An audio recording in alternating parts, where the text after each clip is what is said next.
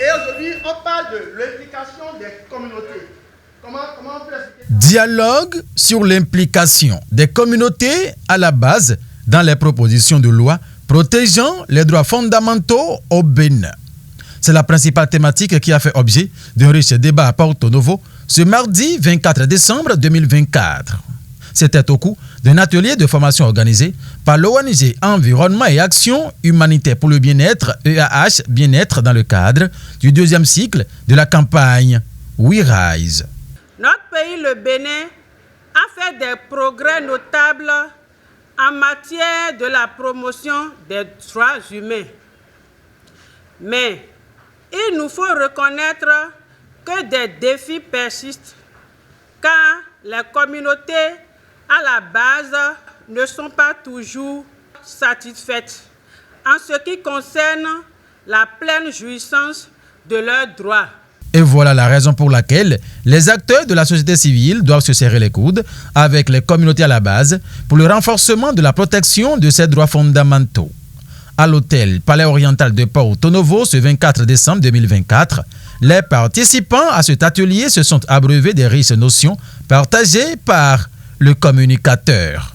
Est-ce que déjà au Bénin, vous avez, d'accord, un exemple où, pour proposer une loi, d'accord, les populations ont été impliquées? Quand on dit communauté à la base, on veut signifier qui? Je pense que là, on peut parler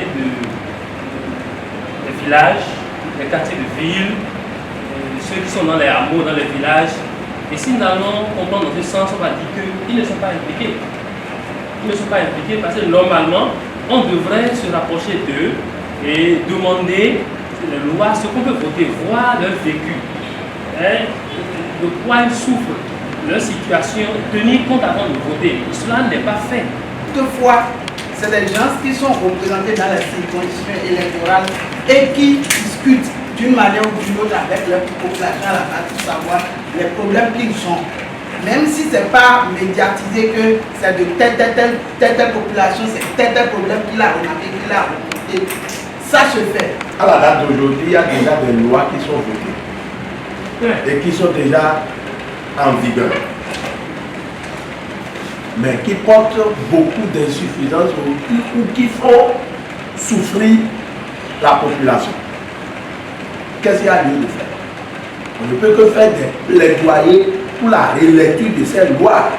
Des échanges fructueux qui ont accouché de grandes recommandations. Je souhaiterais que le gouvernement, après promulgation des lois votées à l'hémicycle,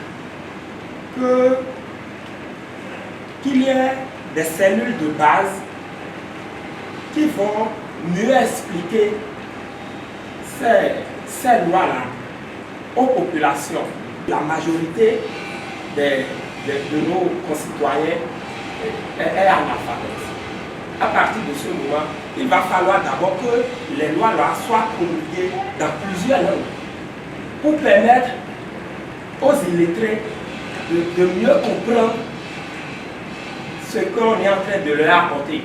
Cet atelier se veut résolument une opportunité unique pour permettre aux participants de faire des propositions concrètes. Et à la fin, quelques impressions. Et les lois qui sont légiférées à l'hémicycle, à l'Assemblée nationale, sont pour les populations.